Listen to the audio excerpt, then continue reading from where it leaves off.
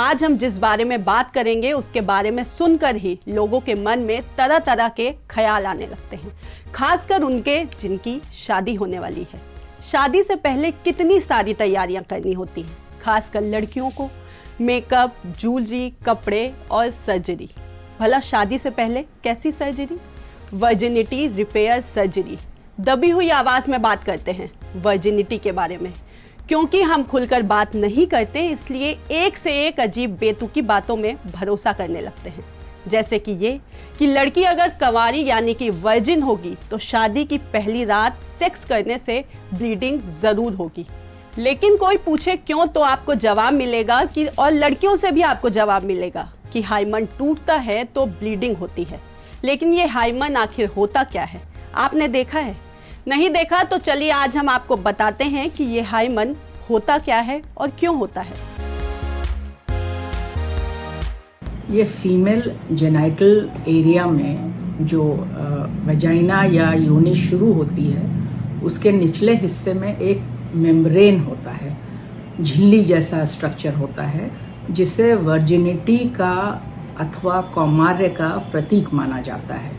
लेकिन लड़कियां कई बार स्पोर्ट्स में जाती हैं, हॉर्स राइडिंग, स्विमिंग इत्यादि, दौड़ भाग, इस तरह के कई कार्यकलापों में, अथवा सेक्सुअल इंटरकोर्स के बाद ये झिल्ली हट सकती है। तो ये थी हमारी एक्सपर्ट डॉक्टर, जिन्होंने बताया कि हाइमन कभी टूट ही नहीं सकता क्योंकि ये बंद ही नहीं होता।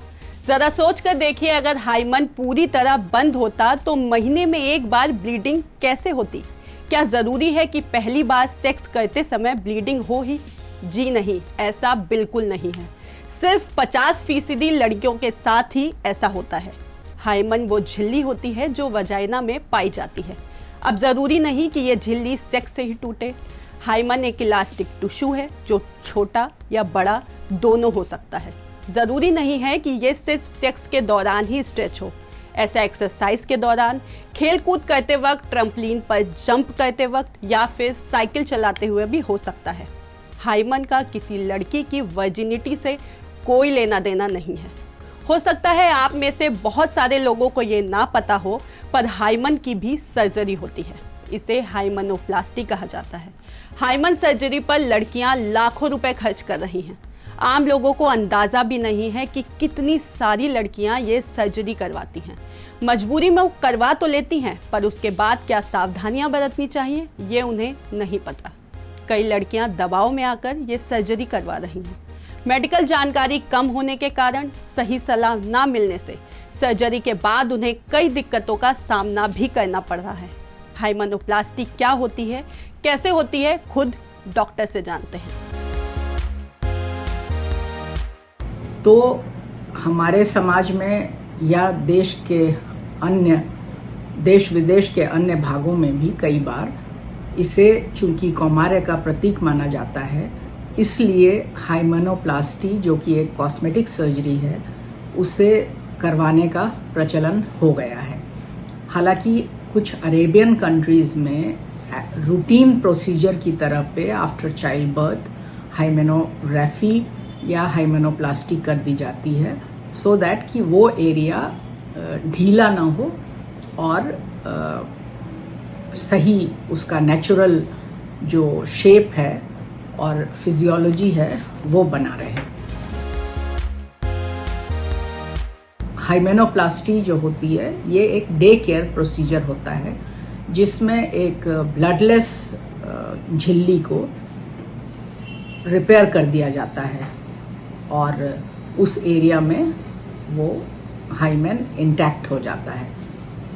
क्योंकि फर्स्ट टाइम जब इंटरकोर्स होता है तो यूजुअली जब हाइमेन इंटैक्ट होता है तो उसमें ब्लीडिंग होती है, लेकिन जब प्लास्टिक सर्जरी के द्वारा, ये काम गायनेकोलॉजिस्ट भी कर सकती हैं, प्लास्टिक सर्जन्स भी कर सकती हैं, हम लोग करते ही हैं, तो हाइमेनोप्लास्टी में इस मेम्ब्रेन को रिस्टोर कर दिया जाता है और ये ब्लडलेस होता है।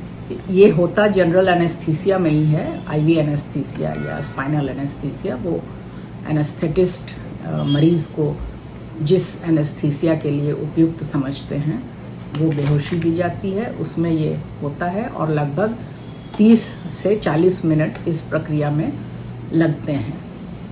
इसके बाद मरीज जब बेहोशी से उठकर खड़ी हो जाती हैं तो फिर उन्हें घर भेज दिया जाता है कुछ दवाइयों के साथ और तकरीबन 15 दिन के बाद वो मैरिज के लिए या इंटरकोर्स के लिए रेडी हो जाती हैं।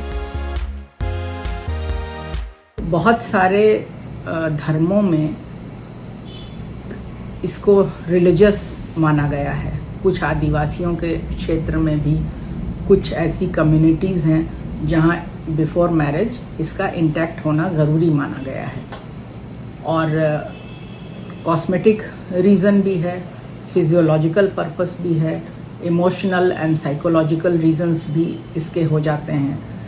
तो इस वजह से हाइमेनोप्लास्टी कराने के लिए आजकल लड़कियां या युवतियां काफ़ी सामने आ रही हैं।